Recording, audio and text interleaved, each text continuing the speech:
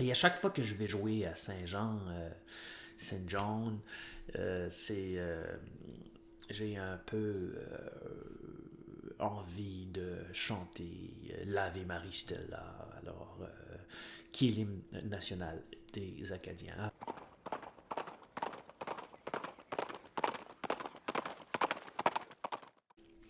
Depuis que j'ai battu le maître de Nouvelle-Écosse, je dois dire que j'ai eu de bons résultats. Euh, donc ça fait partie d'une des parties qui est des bons résultats. Mes résultats sont solides, c'est vraiment encourageant. Puis même sur l'ICHES, je commence à me concentrer seulement sur les parties classiques, je pense qu'ils l'appellent, c'est-à-dire au moins 15 minutes plus 15 secondes surtout, puis et plus longue. Alors, qui fait que là, je suis en train de comprendre beaucoup plus de choses et de les mettre en pratique. Puis, c'est beau étudier, c'est beau jouer, mais jouer en tournoi, c'est là que je m'aperçois qui est l'important pour devenir justement un bon joueur compétitif. Alors, cette partie ici, ça a été joué, je l'appelle la partie entre l'Acadien et le Loyaliste. Acadien. Ave Maria Stella Deima. Alors, une chose importante que je vais vous dire, c'est que mon adversaire m'avait battu la dernière fois que j'avais joué contre. M'avait gagné. Là, je vais juste aller enlever. C'est ça. Avait gagné la dernière fois que j'avais joué contre. Puis, il m'avait. J'avais choisi un mauvais plan. Euh, J'avais choisi d'aller du bord dame, alors que j'aurais dû rester sur la colonne F puis faire quelque chose avec ça. Il m'avait bien gagné quand même. Mais cette fois-ci, c'est moi que les blancs. J'avais les blancs la dernière fois aussi. Puis, je vais vous montrer la partie. Puis, vous allez trouver certains coups assez étranges, mais ça fait un bout de temps que je pratique cette ouverture-ci. Puis, je dois dire que ça. J'ai pas encore trouvé. Il y a peut-être un joueur qui m'a vraiment online, là, en ligne, qui m'a montré quelque chose d'intéressant. À part de ça, j'ai pas encore trouvé grand chose d'incroyable pour les noirs. Même si que les blancs font pas gagnent pas à l'ouverture nécessairement, ça leur donne une position très intéressante. Et c'est ce coup ici, C4. Et psychologiquement aussi, c'est assez intéressant parce que disons qu'il n'y a pas beaucoup de joueurs que j'ai vu jouer ça. Puis c'est basé sur le système Botvinnik. Puis il y a aussi, ça fait que les Noirs pensent, bon, ok, c'est quoi ça? C'est là, tu laisses ton pion, tu laisses ta case D4 extrêmement faible. Ben, extrême faible. Mais ce qui se passe, c'est que, et là, ça se développe toujours à peu près comme ça. Le joueur qui m'avait fait de quoi d'intéressant, il avait attendu un peu, puis il avait joué cavalier E5, puis ça m'avait vraiment déstabilisé. Ça attaquait, c'était différent. Puis aussi, ce qui se passe, c'est que les blancs peuvent, à un moment donné, si les noirs ne jouent pas E5 ou quelque chose comme ça, peuvent aller puis mettre le pion D4, puis là avoir comme une Maroxybine. Alors c'est très. Qui est bien plaisante à voir aussi. Alors je me développe, on se développe, ça va bien. C'est, comme je disais, c'est le système Botvinnik. Si vous voulez, vous pouvez aller voir, googler système Botvinnik, vous allez voir qu'est-ce que c'est. Puis, il y a plusieurs places que j'avais vues que ce n'était pas de recommander contre la sicilienne. Ben, pas recommandé. Ça a dû être des joueurs comme n'importe quel, là. Mais il y a un grand maître, Dominguez, qui la joue souvent, qui l'a joué. Je ne sais pas si souvent, mais il l'a joué à plusieurs parties avec les Blancs contre la Sicilienne dans des parties plus rapides, par exemple. Mais quand même, ça en dit quand même, selon moi, long.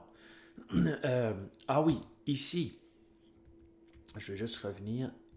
Ici, mon adversaire, quand il a joué ce coup ici, il a comme.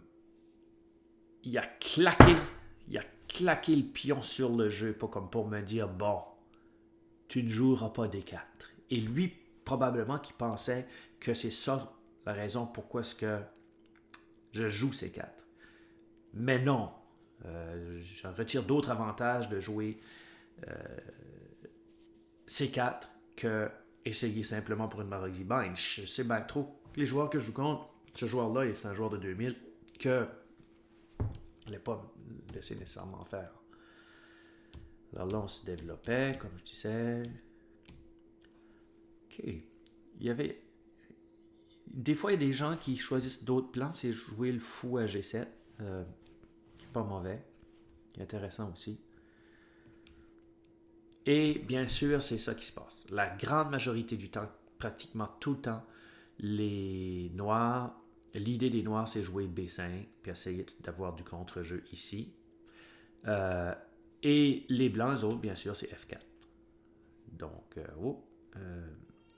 c'est F4, c'est ça.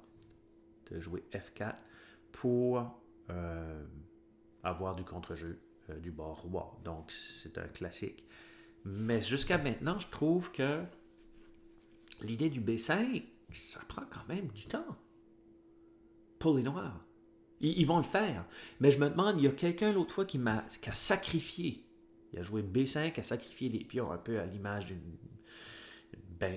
Gambi Benko. Là. Mais il n'a pas pu retirer trop de choses non plus. Mais je pense que c'est peut-être une idée intéressante. OK, là, clou mon cavalier. Puis, en faisant ça, il avait déjà joué son fou et il joue de nouveau.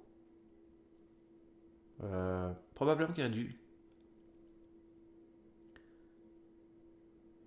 Il essayait comme d'agresser un peu l'Acadien. L'Acadien dans moi. Alors, là, j'ai échangé. Il a échangé. OK. Et il a joué B5. Donc, il a réussi à jouer B5. Ben, pourquoi B5?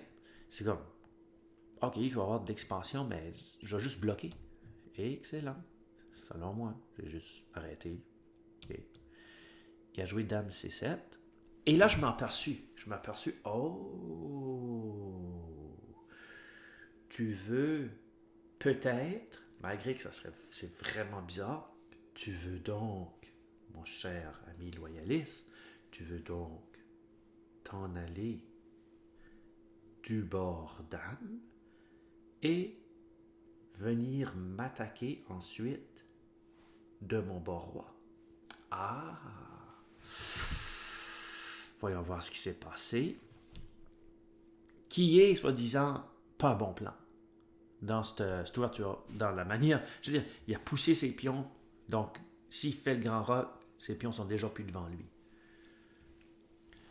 Et ici, quand quelqu'un fait quelque chose comme ça, que c'est quand même une ouverture assez agressive, il joue à nouveau sa dame. J'ai de la misère à comprendre tout à fait pourquoi.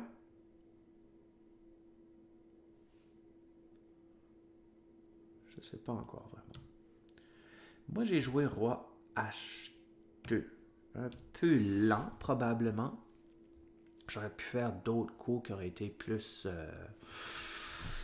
constructifs, mais j'aimais mettre mon roi là pour protéger ce pion-ci aussi, puis ainsi, plus tard, peut-être, rendre la vie à mon fou. Peut-être mon fou va être capable de jouer, puis il va être capable de jouer sans que la dame prenne le pion. Probablement que c'était peut-être une des raisons de son coup aussi. C'était pour peut-être prendre le pion un jour si jamais que le fou bougeait. Alors, il fait le grand roc. Et quand il a fait le grand roc, j'ai regardé, j'ai dit, oh, OK, là, c'est la fête. C'est sa fête. Alors, avec la formation pion ici qui n'est pas du tout stable, je vais être capable de rentrer dedans. Alors, je pense qu'il pensait être capable de bloquer après. Je me demande s'il n'y aurait pas... C'était impossible vraiment de bloquer après, mais fonctionne pas. Prends, et là, B4. J'aime bien B4 parce que là, on dirait... C'est que ça ouvre les lignes. Okay? S'il prend, peu importe comment ce qu'il prend, le roi va se retrouver vraiment exposé. Donc ici, il a choisi de jouer sa dame à la place.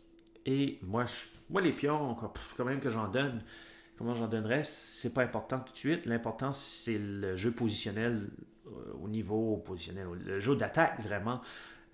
Où est-ce que c'est qu'il faut que j'ouvre les lignes pour aller à son roi.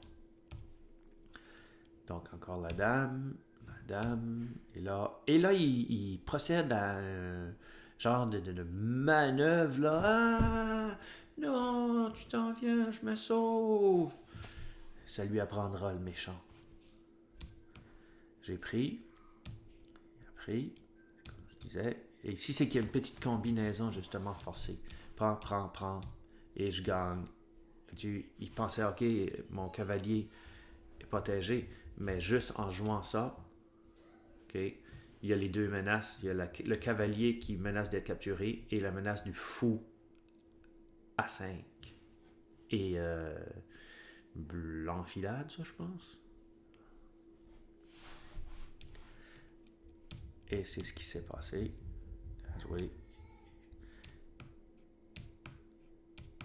Alors, il a décidé de laisser les dames sur le jeu. Il pensait probablement essayer. Il était très positif dans cette partie-là, essayer de me battre. Je sais pas comment, trouver des façons. Mais, je veux dire, rendu ici, c'est simple à voir que les blancs gagnent. Alors, avec une tour de plus ici, j'ai joué là. Puis ici, ce qui se passe, ça ouvre la ligne ici aussi. Et il ne l'a pas vu. Poc! Et c'est terminé. Alors, il a abandonné, bien sûr. Alors, c'était une belle victoire pour moi parce que c'était une bonne partie. J'ai juste aimé le fait que j'ai joué une ouverture qui est probablement qui est alternative, mais une ouverture que je connais beaucoup, puis qui ne semble pas avoir capté comment réussir à faire quelque chose contre. Malgré, comme je vous disais, c'est pas le seul jusqu'à maintenant. Alors, c'est ça. Ça, c'était cette partie-ci. J'ai joué aussi après le New Brunswick Open. J'ai fait une bonne performance aussi. Là, c'est correct. J'ai annulé contre 1800, qui était une très très bonne partie. J'ai annulé contre un 1800, j'ai annulé contre un 2000, j'ai gagné deux autres joueurs, un 1750, puis un autre. Puis j'ai perdu contre un 2200, mais j'ai essayé de quelque chose d'un un peu extrême. Là, j'ai attaqué pas mal trop vite.